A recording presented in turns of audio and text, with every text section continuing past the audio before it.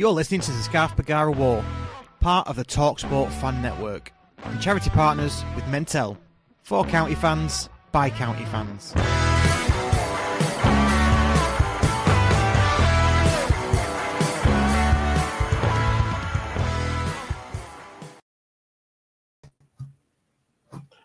Hello and welcome to another Courtyard Club call. Unfortunately, we were without Jimmy this week as he's got prior engagements. So it's just left to me, Steve Bardsley, our regular on the Courtyard Club call, and substitutions coming in are the better looking Johnson in Daniel Johnson. And Hello. I've got Toby also sat alongside me as well, so we can go through the Reading victory away from home on Saturday. Hi guys, how are you? Good, thanks. Yeah, doing well. Yeah, doing fantastically. Cheers. So me, Toby, and I think Mr. Johnson watched the game on a stream, and I believe you went along to the game with, I think it was about 700 and odd other county fans. Yeah. To their first visit to the Majeski, or whatever they're going to call it, Select Car Leasing Stadium. How was the stadium for a new one? I assume it's a new stadium for you on your list, Steve? Yeah, I actually stayed there. I was on a work training course, 15 years ago or something like that. I actually stayed at the hotel, but this is the first time I've actually been to the ground, and it's a nice ground. It was a bit empty. Because I think there was about 11,000 there, was there, in total, and there's a lot of empty seats. But it's a lovely ground. It's it creates a good atmosphere when you're in there. But it's nice, yeah, enjoyed it. Yeah, I mean, definitely from the stream, the county fans were loud and proud, and I thought they were making majority of the noise for the considering the small percentage of us compared to the rest of the ground. And like I say, I think half the ground was empty. I think it holds 25,000, and like I said, attendance of 11,000 at a push, I think, personally. But yeah, I mean, like I say, it was definitely one that we were looking at going, but with so many games we've gone to lately, it was just a bit one too many on the list. But we'll be back in an away day for Leyton Orient for sure. Yeah, you missed a cracker though. It's always Todd's law. It is the game that you sort of decide not to go to or miss out on is the a real good game. So let's start with the team selection. I don't know if it was a major surprise. I think before kickoff, the only real surprise of missing was Odin Bailey. Which we were later told that obviously he had to travel back up north because his wife or girlfriend had just gone into labour. And, obviously we wish him all the best of luck with that to the Bailey family, and hope everything's going okay with that. So he missed out, which is unfortunate, but, we can't hold it against him if it's the birth of his child. So starting in goal, the return of Ben.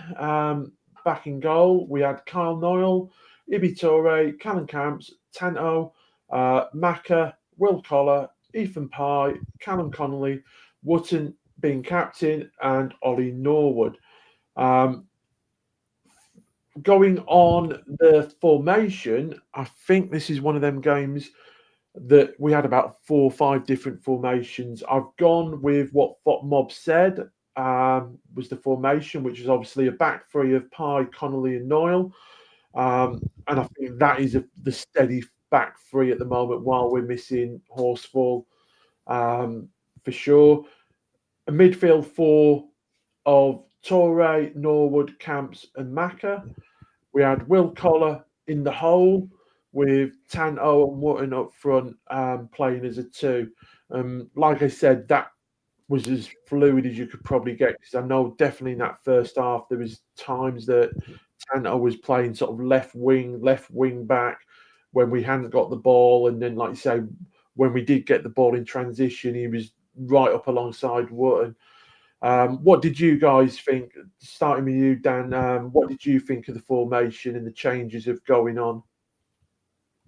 I think that the formation was very much one that was like you're free to roam from your position, add a little bit of flair to the game, try and break them down in a bit more of an unconventional way, especially with Tanto kind of petering out to the left-hand side and then coming back in.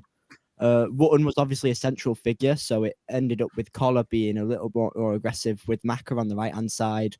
It created all sorts of problems, but I'm sure we'll get into that a little bit later.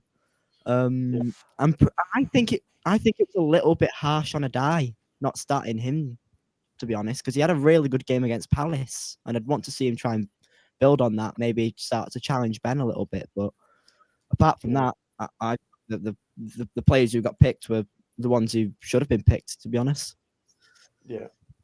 Steve, how did it look like from the stadium? Did it look as fluid as it did on the TV with sort of like people like Laffy going into sort of like the left wing type role when we didn't have the ball, and Collar sort of dropping into the midfield and sort of shoring that up? Yeah, it did, and I think Dave mentioned something about Collar had a bit of a man marking job to do as well. So I think there was a little bit of that. Particularly when we were out of possession, he had a particular role to play. But Maka as well. When we were at the game, we quite often were looking at it, and Maka was kind of in midfield. It was quite interesting. So and then he dropped back into his wing back position, but he was playing in various kind of different areas, which was interesting. And another thing as well, I think the team I bet most people on FanHub got 10 or 11 out of 11, but 9 of the 11 that started from last year's League Two team, which is quite interesting. And if Bailey had started, which he could well have done if he hadn't gone back, it would have been 10 out of the 11. I thought that was quite interesting, that. Yeah, definitely. Definitely the players from League Two are definitely now stepping up. And like I say, for me, Carl Noyle, I thought he's been a massive miss, and I think the last couple of games we've seen actually how much of a miss Carl Noyle has been. What he offers in that sort of like aggressive front foot, snapping at people. So yeah, definitely. And same again going forward, it's quite encouraging. League One game, and not just players that played in League Two. You look at that team, and it's 1, 2, 3. I don't know if Ethan Pye played for us in the National League, but if Ethan Pye did make contribution in the National League, there's 4 players out of the 11 there that played National League football for County. So, it's encouraging, and it was good to see. So we started the game, I thought, really, really front-footed, really sort of like closing down and putting pressure on them. And I think that really sort of came to a light after 2 minutes with Carl Wotton sort of getting a shot. I don't know, it's one of them ones on TV, it looked like it went wide, but I probably think if you were studying the stands, it might have looked like it actually went into the side netting a little bit, because it was sort of like hit the side netting. But same again, I thought just that first couple of minutes and that chance just sort of like really solidified our intent on the game and what our intentions were, and I think it set the tone then for the rest of it. Steve, how did that sort of first chance with Wotton look? Did you think it was in the back of the net? It was. We felt like it was close, and I've actually just watched a vlog from one of the Reading fans just before I came on, and saw the highlights from the heat film from the other side of the ground, and you can see it's wider than you think it is. But in the ground, we were on the kind of opposing kind of corner, so it kind of like, it was like, is it in? And then we thought, no, it's not. But the intensity we came out with was superb, and that was great to see. And my main concern was not scoring an early goal. Reading not scoring an early goal, because I think it's been our kind of undoing over the last few games, to be honest. So I was pleased that we came out on the front foot, we took control and really went at them, to be honest, and got that early goal. So it was good. Yeah, it's definitely the first, like I said, last few games, we've definitely sat back and invited that pressure or tried to see how they set up and what they do. Definitely this game, it wasn't a case of that. It was a case of straight away from that whistle, we were on it. And like I say, that paid off. Did you think the same, Dan? Were you impressed with the fast start? Oh, absolutely. Yeah, I think we really set a precedent trying to hit their left back, because he had a bit of a mare, let's be honest. And we're hitting him with a Norwood long balls, and he couldn't seem to deal with them. And we must have done some like scouting of them beforehand and saw that as a weakness.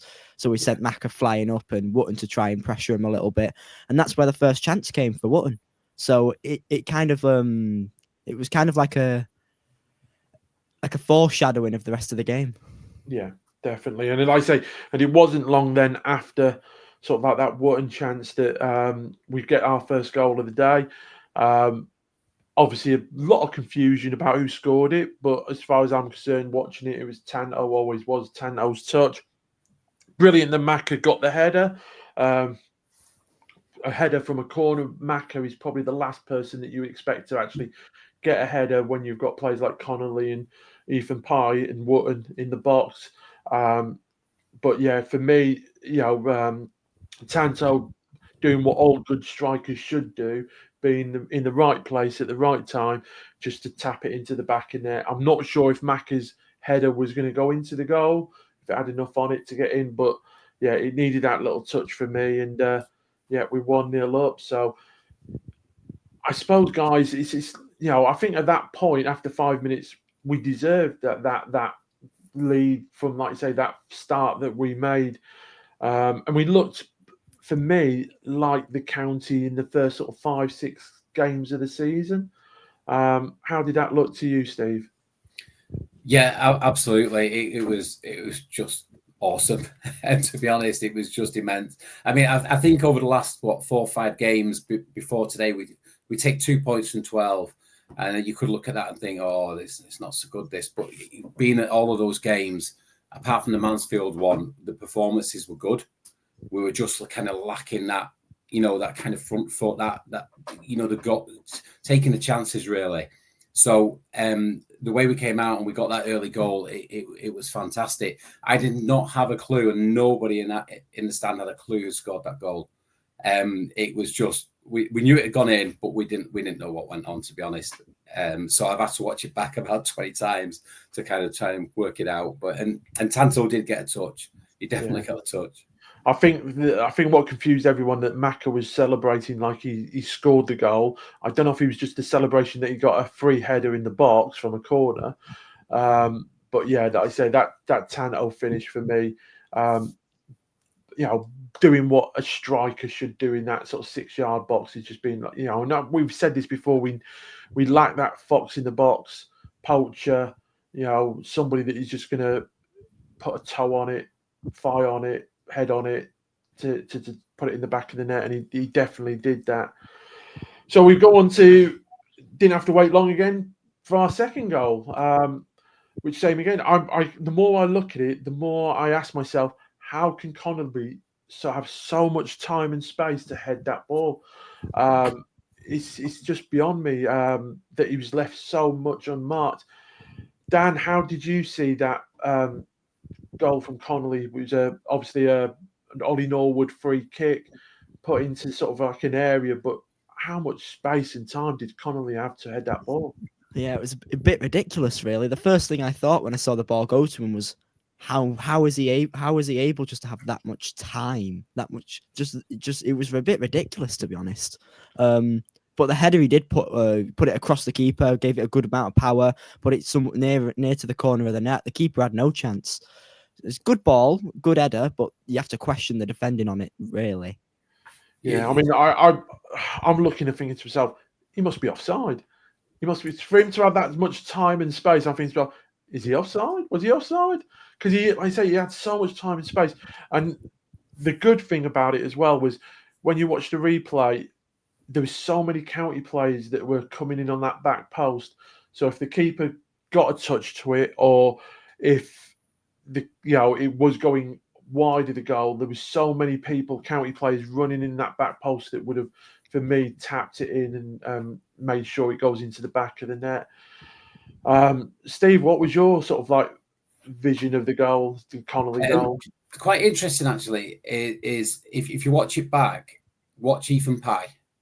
So I think there was a game away, and I can't remember which one it was. I've got a funny feeling it was Lincoln, and he got did in the area for one of the goals. I think it was Lincoln, but I could be wrong. No, where they right, blocked him out, they blocked him, and a free man came in and scored. I can't remember what exactly. But you watch that back, and you watch Ethan Pye block their player, and it's a training ground routine for me. And you see him, he just takes their player out of the game, and Connolly comes in with a header. I thought it was superb. Yeah, definitely. I mean, I've been a bit worried with set pieces since we lost Horsfall. I didn't think we'd been effective with set pieces over the last few games. That might be a little bit bound to the opponents that we've played. But for me, we just looked absolutely back on it with the set pieces, the movement, like you say, blocking, pulling people into areas that they don't want to go to. Helps you having know, Norwood on the pitch, though, doesn't it? Yeah, same quality ball. Obviously, the corner as well was an Ollie Norwood corner. I don't think he'll get the assist for it because obviously, if Maka did get ahead to it, so I think the assist goes to Maka for the Tanto goal.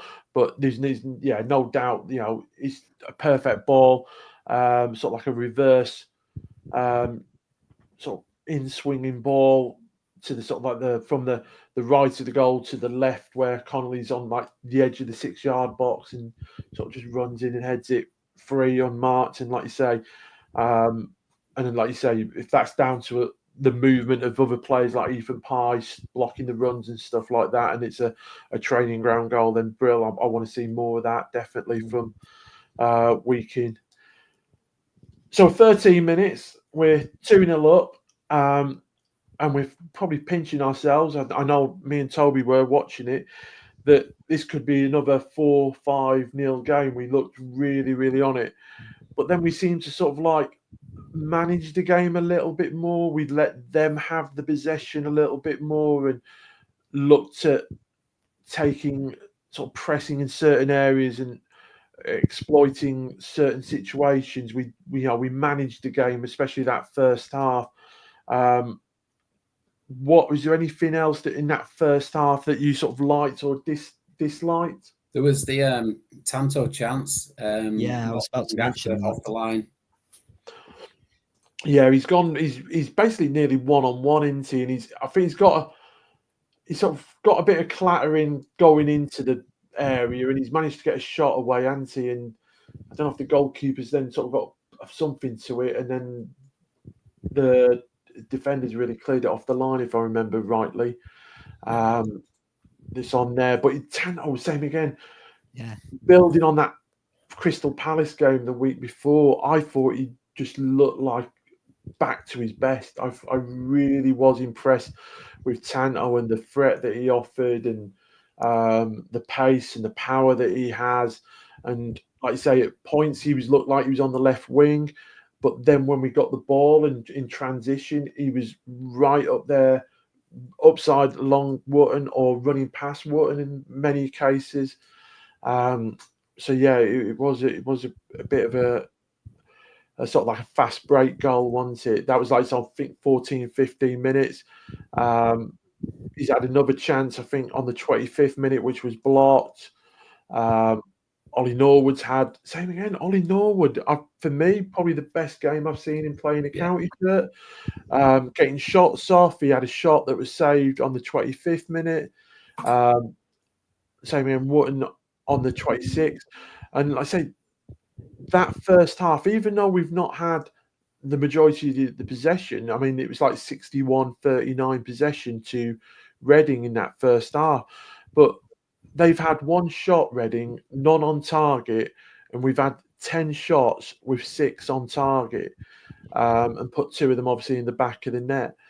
And for me, that was just the intensity of what the intent that we had was to get shots on goal. I mean, I thought, the first half was probably, as an away performance, it was probably right up there with Blackpool. What were you guys thinking? I was certainly thinking that Tanto made an absolute nuisance of himself in that first half. I think he also ended up keeper passing it out. He went and intercepted one of those, and the keeper just about managed to save it. So I think Tanto was on fire during that first half. I think the team performance too, because the way that we started so quickly out the blocks, got 2 goals dead early, but then sort of managed the end of the first half. They didn't really have a sniff at all. They were really, really poor coming at us. Was whether that's because they were just having a bad day or we were doing amazing defensive work as a team. I think it's a bit of both.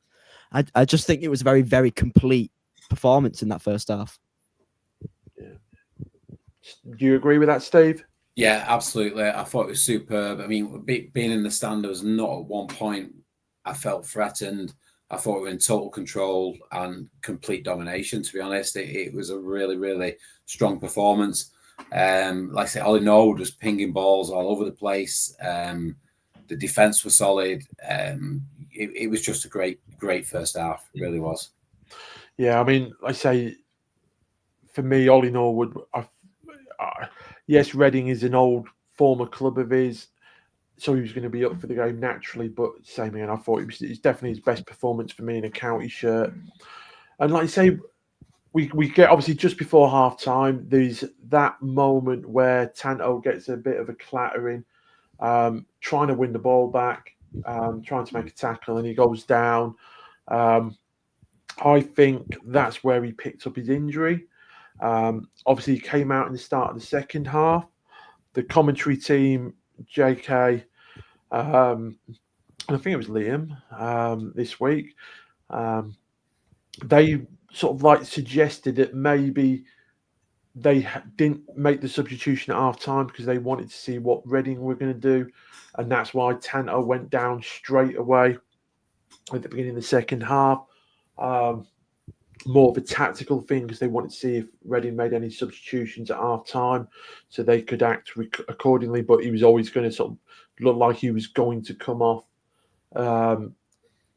straight away as the ball was kicked, which he did.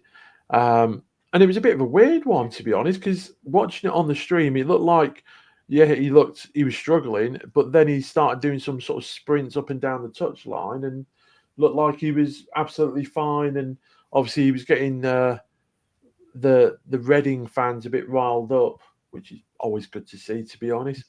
But yeah, it was a bit of a weird one. I mean, obviously, we'll talk about what Dave Challoner said after the whole situation later on. But yeah, I say that there was sort of like that moment just before half time and just after half time with Tanto that, which is same again disappointing because I really wanted to see Tanto play 90 minutes and get that under him. But yeah, I don't know if you picked up that, Steve, in the stadium about obviously Tanto getting a bit of a knock, or if they looked like Jack Diamond was already warming up before during half time. No, we didn't get that impression at all, to be honest. I don't think it was tactical, so much so that when they needed to get the sub on, he was delaying things a bit more because we didn't feel like we were ready. Could see Diamond getting ready, but they were delaying it to get him on the pitch. So I don't think it was planned at all. What about you, Dan? I was kind of hoping that Brecky Anderson was going to come on for him. I wanted to see him a little bit more because we only saw him for about 10-15 minutes at the end of the Palace game, and it's not a really amazing way to judge a player playing against Premier League opposition. But Jack Diamond did come on, didn't he? He had a really good game afterwards, and I think he was. I think the fact that Tanto came off was, a little bit annoying, if more than anything else, because we do want him to get some proper minutes under his belt now because he's been out with injury for a decent while. But I think I would have liked to see Brecky come on for him, but I cannot fault the decision in the slightest. Yeah, I think 2-0's that scoreline in it that the next goal is so important when you've got a 2-0 scoreline. I think if it was 3-0, I think I agree with you. I think you probably would have come on and got some minutes, but when it's 2-0, it's just so that swing of momentum, and like you said it before, goals change games and the flow and the momentum. It was, like I say, it's a bit of a weird one for me, but not a weird one, but I understand the decision. But like I say, Jack Diamond came on, and he's same again, very fluid in his positions he was playing. Some bits very central alongside Wootton, other times in that left-sided role. with Louis Barry, what Louis Barry would have played, cutting in. But like I say, he looked energetic, he looked a threat, he looked dangerous on the ball, he looked like a wasp, to be honest. He was here, there, and everywhere, and you couldn't really sort of get him off the ball. And I thought it was exciting. I thought there was promise there. He needs a bit of luck. He got a bit of luck, obviously, with his goal. But even before his goal, he's had, I think, 2 or 3 chances in that before he scored. I'm just looking now. I was just saying again. I thought he had his chances and was causing a bit of a nuisance before he actually scored. But yeah, how did you sort of guys thought he was sort of that first sort of 10 minutes of the second, his introduction as such into the game? I thought he did well. It's a funny one with Jack, isn't it? Because he puts himself about. You cannot fault his energy levels, his work rate. He just his final kind of decision making is kind of what's been letting him down a little bit. But I'm convinced there's a good player in there, and I'm convinced it will click. And I think he needed a bit of luck, and he got that bit of luck when we get talking about the goal in a bit. I think what I want to see him do more than anything is just cut inside and bang one in the top corner, nice and clean. That's what I want to see, and I think. We'll talk about his goal in a bit, but I think when he does that and he gets a clean goal, I think then his confidence levels will really get going. And there's a player in there for sure. It's just that little bit of composure, just for the final touch. Like he can skin a left back and a right back for days. It's just putting that final ball in or having that shot and just making sure that it's a little bit more pinpoint than what he usually provides. Yeah, it's like he's forcing it. It's not. Overthinking it, overcomplicating it. It's not being natural with it. And like you say, I think as a natural footballer, I think he is really, really good. Yeah. And he had a great chance as well. I can't remember if it was before their goal or after it. I'm not sure, but where he broke down the left and he got a shot in from about 10 yards out. And I think the keeper easily parried it or saved it. I can't quite remember, but he was threatening, running at players. He did look good. Yeah, it's definitely a different problem for Reading to solve, I thought, with Diamond coming on. Same again, the formation seems to move around a little bit when Diamond came on, little players moving into different holes and stuff like that. But yeah, like I say, just a different threat and exciting. He's an exciting player for me. And hopefully now this is the time where, we just goes and kicks on. We next game we play, obviously, hopefully he gets another goal. But yeah, let's talk about obviously the second goal. I'm trying to think when it was. It was on the 68th minute. Another fast break goal, you would say, where transition goal that we run the ball back. For me, the bit I remember most of this is that sort of like touch through ball from Carl Wootton, where he just needs to get a touch on it to sort of keep it moving across the pitch, and he's got that touch. And like I say, then Diamond's basically, I think, one touch to control and one touch to shoot. And a little bit of that luck that we said he needs, it sort of hit the goalkeeper or gone under his arm and sort of ricocheted in the back of net. But the fact that the amount of power that was in the shot, which, and I'm surprised as well, because I thought Jack Diamond was a right-footed player and that was a left-footed shot. So there was plenty of power in the shot and the goalkeeper just couldn't keep it out. How did you guys watch that, Daniel? At this point, I was at a family gathering in playing bowling, so I did not see this goal at the time. I had a look at it back. It's a low-driven shot, which I've been a goalkeeper, very difficult to save if they're right underneath you. So I think the goalkeeper got his mind mixed up between whether trying to collapse or try to save it with his foot, and kind of tried to do both, and it just went under him.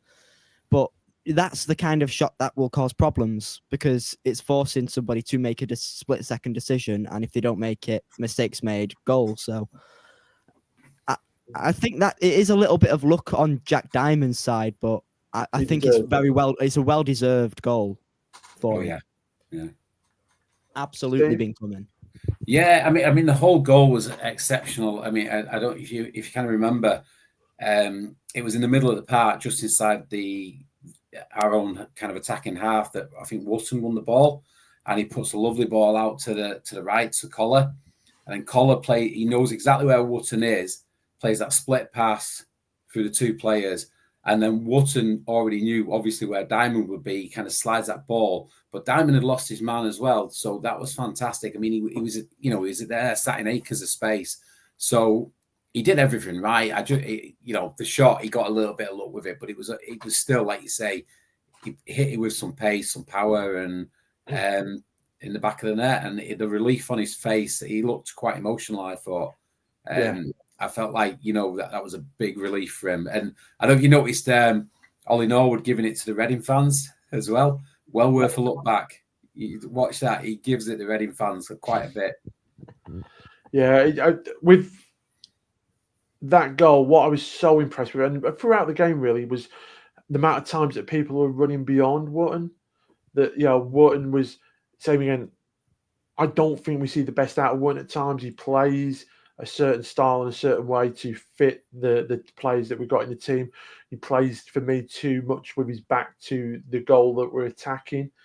But when you see him facing the goal and attacking the goal and players running beyond him, I think we see the best of Carl Wotton, involved in goals, involved in play. And like I say, for me, brilliant for Jack Diamond, but same again, that intelligence from Carl Wotton just to move that ball on, and it just that little nick. I think he was being fouled in the process, but he managed to get a toe on it and just toe poke it. For me, it was just a brilliant team goal, to be honest, and probably for me the best goal out of the three. Yeah, the timing was superb as well, because I think they got the goal 5 minutes earlier. They scored. They brought their number 9 on, which I think he's their kind of big number 9, and he'd not played since the game at our place. He got injured at our place at half time, so there was a lot of excitement in the crowd when he came on, and then literally they scored. Was it from a corner or something? I can't remember. Or free kick. It was a free kick, wasn't it? Yeah. And he seemed to get it on the volley or the half volley and scored. So their crowd picked up for the first time during the day. And there was a lot of kind of anticipation, but we just went at them again, and within 5 minutes, we'd got that goal. So it was superb. Yeah, so their goal, the Reading goal, was on the 61st minute. It was, I think it was Sam Smith who scored it. Nice goal. Yeah, I thought it was a really, really goal. Same again, he managed to get his foot onto the ball in a place you'd think he was actually second best all day long, to be honest, to get anything on it. He's got on it. He's managed to direct it towards the goal. I don't think Ben had really much chance, because I thought he probably saw it very, very late. And it was nice and low into the bottom corner. So, yeah, I thought that was an astounding goal. Yeah, he caught it very well. I think maybe Maka on the front post could have done a little bit better, but apart from that, it was just a good quality goal that is not really much complaining about. Yeah. So a lot of the Reading comments I've seen on social media after the game is a lot of Reading fans moaning that we were over physical. And I thought, well, we weren't really. I think, we've gone to games like Rotherham and stuff like that, and probably Mansfield, and been bullied a little bit. I just thought that we were set traps on the pitch. We allowed them to have the ball. Overall possession, they had 63. We had 37% possession. But we set traps. And then when we did win the ball back in certain positions, transition, fast breaks, we were really, really on it. Obviously, foul counts.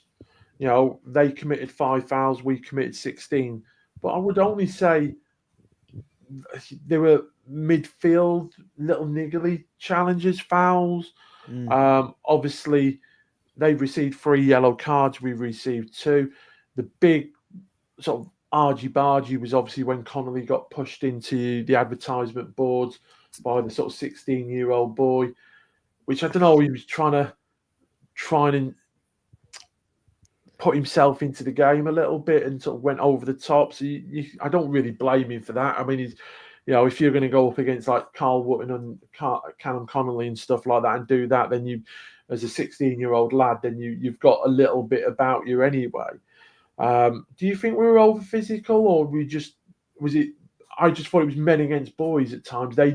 We weren't over physical. They just weren't physical at all. Yeah, I just felt like we wanted it more, to be honest, and very quick to kind of close players down, and we're quick on snapping at the feet. But it wasn't like bad football or anything. It was just we wanted it, and I think probably, like you say, the foul count was bigger for us, but it didn't look anything bad to me at all.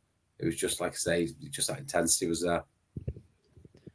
I think the biggest thing that could be pointed out as us being maybe over physical is Norwood was being aggressive in the challenge. He was going in hard a little bit. But apart from that, it did all just seem like maybe we'd catch them a little bit, or they'd try and wriggle away whilst playing a bit of possession, and we'd just, I don't know, trip one of them up by accident. During that first half, it was very much it was very much a game where they just couldn't seem to break us down at all, and they just kind of held back with the ball, and we had to go and try and get something out of them a little bit, make them make a mistake while playing it around the back.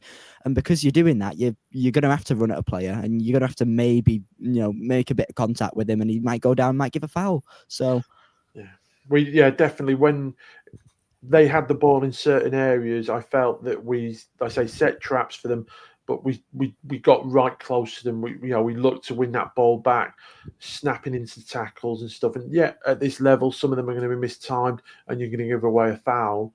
But overall, I just thought, like I say, it was men against boys. I mean, don't get me wrong, there was two players I really thought looked really good for Reading. One was the central defender, Bindon, that was 19 years old, left-footed centre-back. I thought he looked a quality player. And the chap who scored the goal, Smith, I thought he was a bit of a nuisance all game, even though he didn't really, the one opportunity he got, he put in the back of the net. And then, I think like with most county fans, you look at the opposition, you go, I wouldn't mind them two would fit in well with our squad and the way we play, for sure. So, they were the two players from Reading for me that sort of shone out of that. But like I say, they just, against Mansfield, I thought we looked really, really leggy and lethargic. This was the complete opposite to the Mansfield game, where we looked absolutely energised and up for it, and that desire and will to win the ball back in certain areas of the pitch for me was just outstanding. So let's move on to shin pad gate. We've talked about the shin pads before, I think, on Courtyard Club Call. Obviously, Dave Challenger's mentioned in his pre-match that the Tanto Alafi's injury knock was down to him having micro-sized shin pads. And obviously, I've already seen pictures coming out for Tanto wearing cricket pads and for these next set of shin pads and stuff like that on social media. It's a bit of a hard one. I think it's a trend and stuff like that. I mean, I think we discussed it, obviously, like me and Jimmy, when we were doing Courtyard Club Call, when we were kids, shin pads were like a thing that went around your ankle and had like plastic splints that would slide in the front of them. But your ankles would be like 3 times the size because you'd have so much sort of padding on either side of them. And it was more like a sock that sort of went on than anything else. And now, obviously, shin pads are a part of a football player's equipment, so they must be worn, but there's no regulation on the size of them. So we've got down to shin pads now the size of a credit card, I think, is the sort of like the size we're talking about. And they just don't offer any protection at all. Obviously, Dave Challen is frustrated because players are picking up injuries where he feels if they were wearing adequate protection, they wouldn't be picking up these injuries. So what do you think, Daniel, as you're the youngest out there and that still plays a little bit of football? I don't know, do goalkeepers wear shin pads? Goalkeepers do wear shin pads, yeah, and there's got the shin pads that I'd wear would almost like come up maybe 3/4 up the way to my knee, just to make sure that if a striker did come sliding in, I wouldn't get my shin broken. Like I think I don't understand small shin pads, to be honest, because you're only putting yourself at risk and you're not really gaining any benefit for them. Yeah, it's a strange one, isn't it? I coach an under-16s team around here, and we're seeing some of my lads turn up with these micro shin pads on. But we're playing East Manchester Junior Football League, and they've actually outlawed them. They've actually banned them now. So they don't offer a lot of protection, to be honest. And I listened to the interview on the coach on the way back, and I don't think Dave sounded too happy at all, to be honest. I wouldn't want to be Tanto on Tuesday when he goes in and sees him. Yeah, it's one. I mean, especially if Tanto misses a game, it's going to be very, very frustrating because, like you say, we're seeing glimpses of old Tanto back, and if he's out now for 2 or 3 weeks because of this, then yeah, you can understand the frustrations with Dave Challoner because we looked such a more threatening team when Tanto's on the pitch and he's playing to that sort of level. So yeah, it's a bit frustrating. Like I say, I wouldn't be surprised if the FA outrule them. If, like I say, local regional FAs are starting to outlaw them, then it wouldn't be surprised if actually the EFL put their foot down and say, no, this is a minimum size of a shin pad, which is all that they have to do really, is just pick a minimum size that's sort of some sort of usefulness, opposed to like having a credit card slip down the front of your sock. So no more on shin pad gate. I think just listening to Dave's interview, I got the impression he'll be imposing his own rules from Stockport's point of view. I don't think Mel. It happened to Mel, and it's now happened to Tanto. He also kind of hinted in the interview, if we've got any strikers coming in and Tanto loses his place, that's his fault. So that's kind of what I took from that interview. So Tanto better hope they don't bring anyone in. And he's definitely going to be getting a new pair of shin pads for his birthday. Yeah. I mean, there was talk in the pre-match that there might be a player coming in. Obviously, that didn't happen. I'm still expecting some movement of 1 or 2 players coming in between over the next week. There was rumours today that Fiorini's going to Scotland on loan. Interesting. Which, same again, I can understand why. Same situation as Hughes, really, isn't it? Yeah, he's not performed too well for us, and he's probably going to get a little bit of better playing time elsewhere. So it makes sense. It does make sense, yeah. Yeah, and we've said this before, because it's not worked out at County doesn't mean they're bad players. We've seen plenty of players like Joe Lewis that come in. Connor Lemon, A. Heavens was another one that sort of struggled to sort of find his mojo at County and needed a little bit of time away. Ben Barkley was another one that we've had that sort of struggled to find his groove at County and then gone out and did very well at Carlisle. So hopefully, these lads that do go out on loan, they find something about them, they come back in the fold over the summer and they hit the ground running for County, because all we want to see is players performing well at County and in a County shirt. And just kind of on that, I mean, the one thing for me is you watch the subsequent, we're down to bare bones, aren't we? The squad's very thin. But you bring Jack Diamond on and he offers something, doesn't he? He offers that work rate, that intensity, that, it's not always been clicking for him, but he does a good job. Fiorini comes on, I think, for Collar yesterday. Yeah. And it just felt like we weakened the team. And I'm not one to I never get on players' backs, and I never will do. And I'm always supportive at the ground, but he just doesn't seem to have the same level of the other players. And maybe if you get him out on loan, maybe that's what he needs. Maybe he needs a run of games, and then he'll come back fighting fit and he'll look a different player. But it's just not quite working out at the moment for me with him. Definitely. So just to round up everything, obviously the win against Reading highlighted Dave Challoner's 100th win as a county manager. He's done that in 185 games, so he's won 100, drawn 41, lost 44. So win percentage is just over 54% of the games that he's played as or managed as a county manager that he's won, which is brilliant. He's got in that time 185 games. We've had 334 goals, 4 and 180 against. So yeah, brilliant. Whilst we've been back as an EFL club, so that's 2.5 seasons under Dave Challoner. That was our 118th game and our 60th win since we've been back in the EFL. We've only lost 26 games, league games, excluding the playoffs, obviously, because the playoffs don't really count. So we've lost 26 games in 2.5 seasons under Dave Challoner whilst we've been back in the EFL.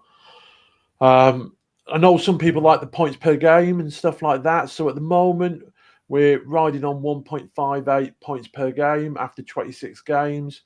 I think it's a little bit shy to be in the playoffs. If we carry on that trajectory, we'll finish the season with 73 points, which I think we need to be nearer the 80-point mark to get into that playoff position. But same again, we've got a lot of games to play and a lot of teams that you look at and you think, actually, we can pick up points from them very, very easily. So I think, for me, I think playoffs are still alive. And I think, like I've said before, I think come Easter time, our season still be alive come Easter, and we'll still be playing for something to get into them playoffs come Easter, which is, for me, it's fantastic. It just shows you that we're competitive and we're still playing for something. So, yeah, that's 100 wins under Dave Challoner under our belt. And it'll be exciting to see what happens under the next 100 wins under Dave Challoner. So apart from that, have any of you guys got anything else? Not about the game, really. I think just be interesting to see what players come in now. I think that's going to be interesting. I think, we've got a good team there now. We've lost 5 players, is it? I think 5 players, 4 loans have gone out, plus Sam Hughes. Yeah. It pretty much guarantee at least 3 or 4 coming in, I would think, minimum.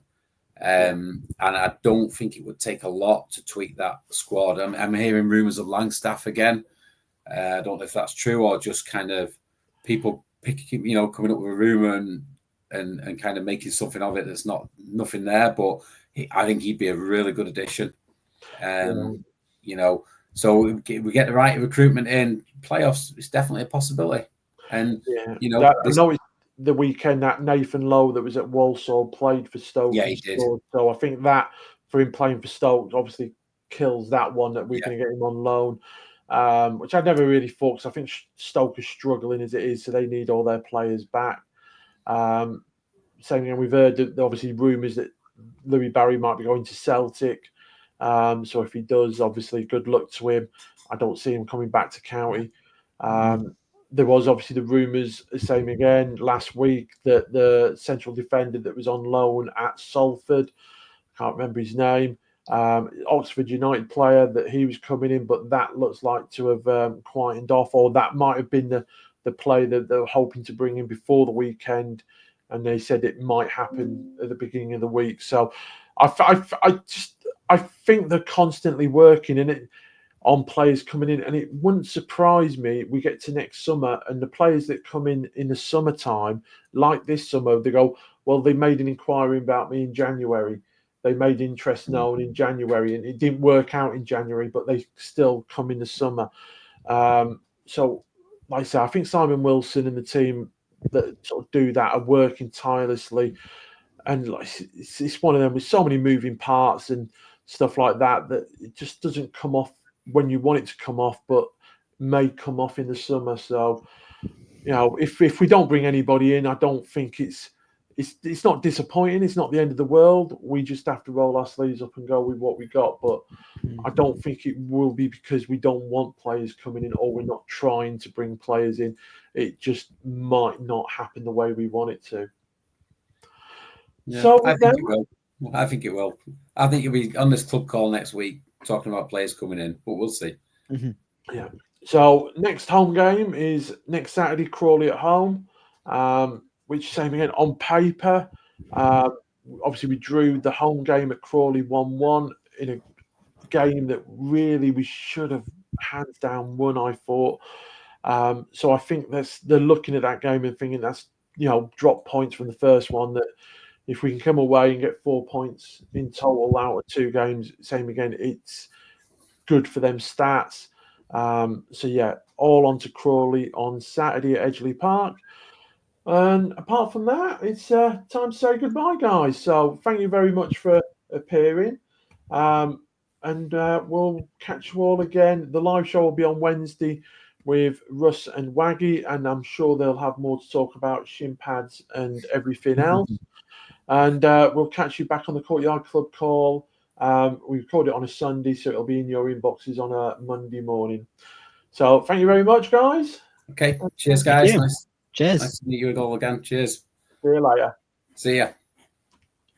And that's a wrap for this episode of the Scarf Bagara War. We hope you enjoyed the podcast. Remember, you can catch us every week on your favourite podcast platform, whether it's Spotify, Apple Podcasts, or Google Podcasts. And a huge thank you to all of our Patreon members. Your contributions help keep the show running to bring the content you love. If you'd like to support the podcast and get access to exclusive special guest episodes, ad-free podcasts, and a monthly giveaway, head over to patreon.com/the Scarf Bagara War. And don't forget to follow us on social media for updates, behind the scenes content, and more. You can find us on X, Facebook, and Instagram, all at County Podcast. Lastly, if you enjoyed the show, please leave us a review and share it with your fellow County fans. Your feedback helps us improve and reach more listeners. Thanks for tuning in, and we'll see you next time on the Scarf Bagara War. Come on, County!